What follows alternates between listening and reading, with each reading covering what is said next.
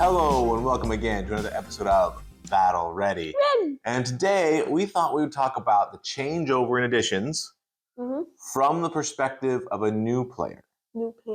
So let's say that you started playing very recently and you're like, okay, I finally get this game down. Yep.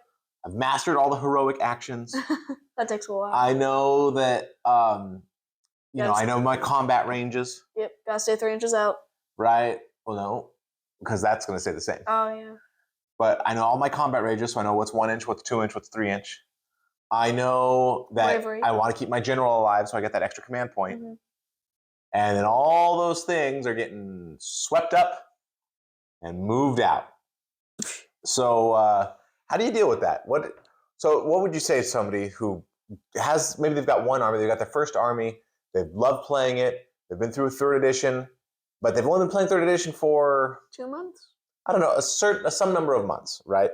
I mean actually playing, not just buying and building, because that takes a while, right? But like actually playing the game, it's only been a little bit of time. So they haven't really, sometimes like we play every week. Yeah. And sometimes, especially on the GHBs, when you play that frequently, and not everybody gets to, so this is sort of speaking from a position of privilege, right? We're lucky that we get to play that often. But sometimes, you're sort of, at least I'm sort of, let's speed this up. Let's get some more battle tactics out there. I'm sick of these same 8 battle tactics all the time. Let's do something new. I'm sick of these primals. Let's do something new. And but somebody who's only been doing it a little bit, maybe they just figured out primal explosions. Yeah. And now all of a sudden, it's all gone. So what would you say to that person? They're thinking, I paid all this money for this game and I can't even play it anymore. I would say, no, you can still, does it matter what army they have? Do they have an army that's getting squatted? Let's assume they're not Beasts of Chaos or Bone Splitters. Okay. Yeah.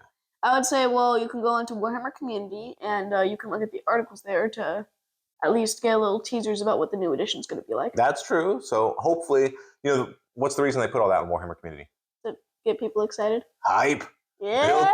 Build that hype, right? Before they reveal the cost. So that's one thing for sure.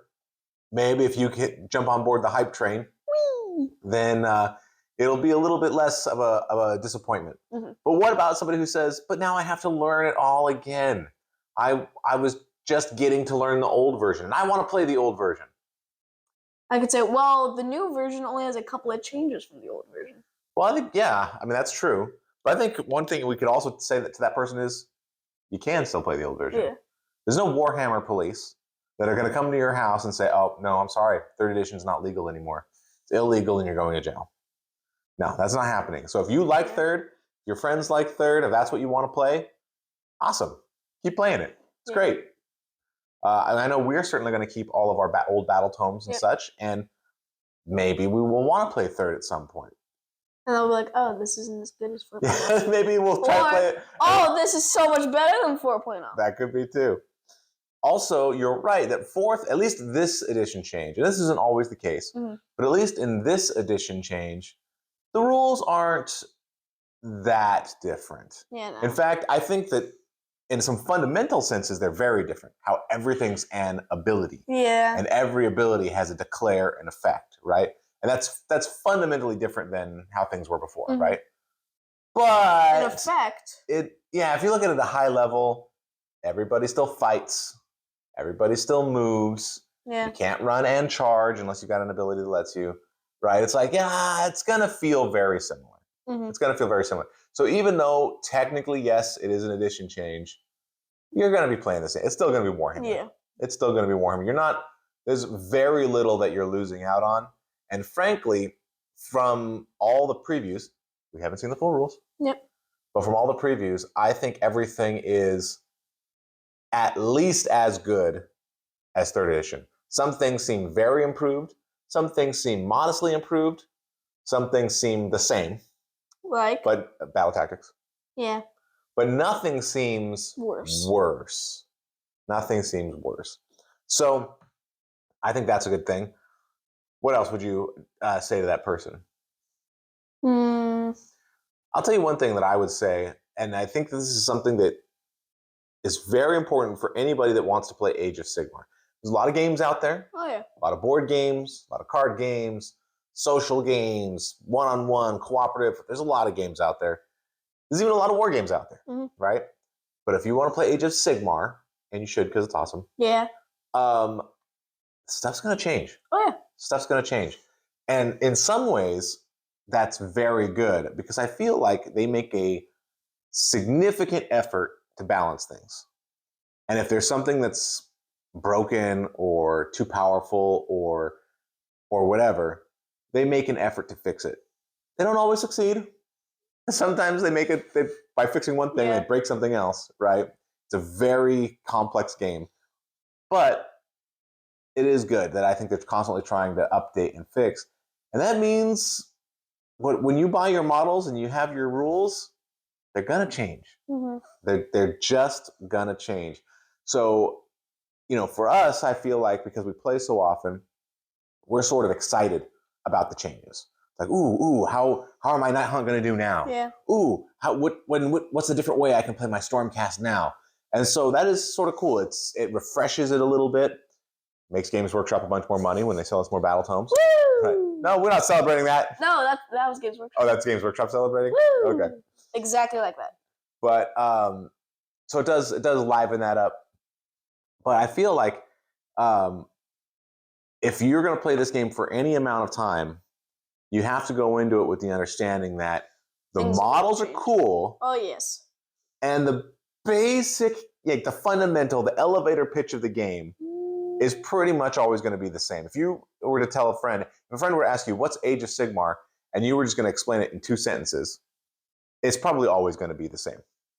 Plastic army men that you paint up, and then they fight on the battle, and you have, dragons fighting ogres, and it's cool. 1 sentence.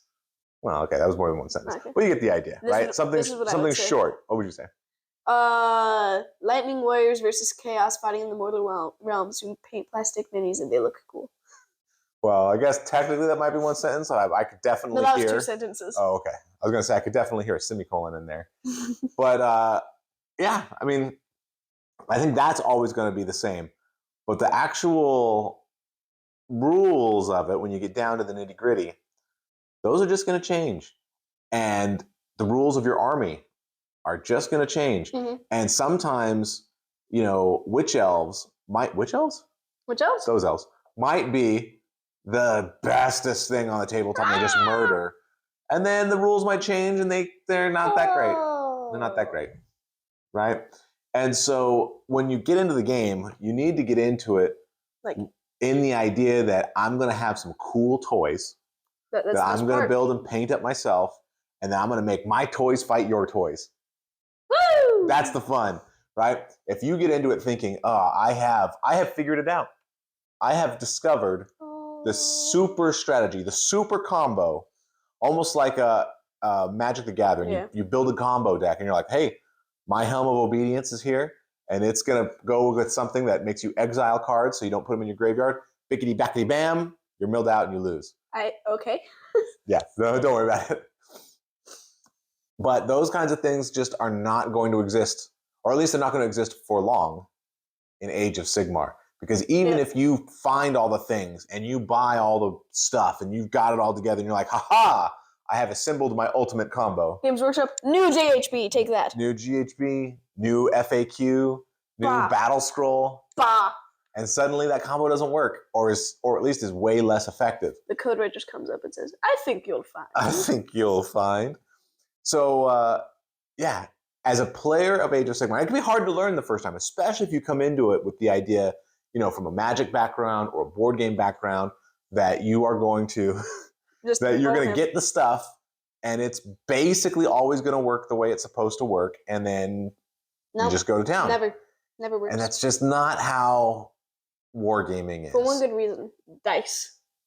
Well, there's that too. But I mean, if you had let's say that you had a combo where your Lord of Plagues, and he could make somebody fight, but when they fought, they got a special bonus for a third thing, and so you were able to give your whole army +2 attacks because you were able to chain these abilities together. Wow. It's like, well, that's not what Nurgle's supposed to do. That doesn't feel very Nurgly. So we made an error here somewhere. So we're we're going to chop up that chain or make it a once per turn ability or something like that to disrupt the combo. But if you went all in on it and you're like, oh, now I can't play the game anymore. So because of that, when you get into Age of Sigmar, I think you have to get into it just thinking, these are cool models. I want to fight as best I could within this rule set. But you either have to know this rule set is changing, right? If it's all temporary, or you have to go into it feeling like, you know what, I don't care really how my models crump your models. They just want to fight. And I'm here for the fight. So as a new player, I would definitely encourage that line of thought that everything's temporary. You could spend a lot of time coming up with the perfect list, and that list will work for you for some time, right? For a little period of time. But then it used to work really good, but then the Ossiarch Bone Reapers got a new battle tome and they can counter it. Then the Seraphon got a new battle tome and now they can counter it. And they have cool the Chaos Slaves of Darkness, they have a new build order they can do that counters it. So slowly but surely, people figure it out.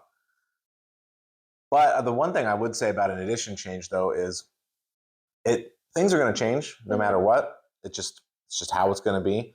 But at an edition change, at least everybody's changing, right? Yeah. So I especially like the idea of the indexes that we're getting in 4th edition. So everybody starts off with rules that work, because that's not always been true. Yeah, and then that way we don't get things like Stormcast and Quillboys and Orcs that have terrible battle tomes. Well, hopefully not. There's still going to be people that get their battle tomes first, right? Mm-hmm. And so hopefully they've planned ahead and they don't come up with battle tomes first for Stormcast and Skaven. And then by the time we get to the battle tomes at the end, they're significantly more powerful, right? We would like to avoid that. But what I was thinking more about is in the changeover from 2nd to 3rd, Nighthaunt had rules that didn't work. Oh, yeah. Right? Because everybody got to get all-out defense, which both buffed your save. What does defense do in 2nd edition? -1 red? I don't remember, actually. I don't remember. Oh, we're so old that we don't even remember it. But also, 3rd edition comes out with this cool thing called Finest Hour. Half of it doesn't work on Nighthaunt, right? And then they come up with this cool thing where you get a bunch of commands and command points, do all this stuff. Well, Ossiarch. Then you have the Ossiarch Bone Reapers, right? And they're like, oh, what's going on here? Because it totally messes up our style of play. We can't use any of this stuff. And then the other stuff doesn't quite work right anymore. So didn't Ossiarch Bone Reapers like break? Basically, yeah, basically. And they had to wait a long time before a new battle tome came out that sort of put their rule set in line with the new edition. Mm-hmm. So sometimes that's going to happen too, right? Sometimes, I mean, I like that this is an index. I would hope that all edition changes, if they're significant, have some, I don't know if we always need indexes, but something like that sort of makes it so that out of the gate, everybody's rules work. Yeah. Right? That's good. It's not as fun when out of the gate, half the armies work and half the armies are like, oh, this sucks. I don't work in the new system. Guess we're only playing with half the armies until they get fixed. Right. So, yeah, I guess the bottom line is if you're a new player, you just got to roll with the flow. You just got to know that it's coming, enjoy it while it lasts, and then as the game shifts, be ready to shift with it. Mm-hmm. And I think on the whole, it's actually really exciting. Oh, yeah. It's really cool to have a game that evolves over time and that you can be a part of and you can see how it gets better. Hopefully it gets better and better and better. Just like Tzeentch and his master scheme. Some people are going to complain that, oh man, I have to buy a battle tome again, or I have to buy a new edition, a new core book again. And that part is lame. There's no getting around that. That part is lame. But if we focus on the positives, if we focus on the fact that it actually makes the play experience better and more fresh, to have it constantly be updated, maybe not quite as constant as it's currently updated, but at least frequent updates. Yeah. That's part of what makes Age of Sigmar so fun to play, is that there's always something to do. There's always room to grow. There's always new things happening. And new battle tomes will come out and you're like, ooh, I want to play that now. Yeah. Ooh, I want to see how that goes up against my army. It is pretty cool. So if you're going to be part of Age of Sigmar, be ready for that. Final thoughts? think we got it. All right, if you are a new player, let us know in the comments below what you think, and if you have advice for a new player, somebody that's just started playing, maybe in the last 3-4 months, right? What advice would you give them as they see the whole world that they know and love getting changed over, getting vermin doomed? Yeah. All right, this has been another episode of Battle Ready. Yay. Thanks so much for watching.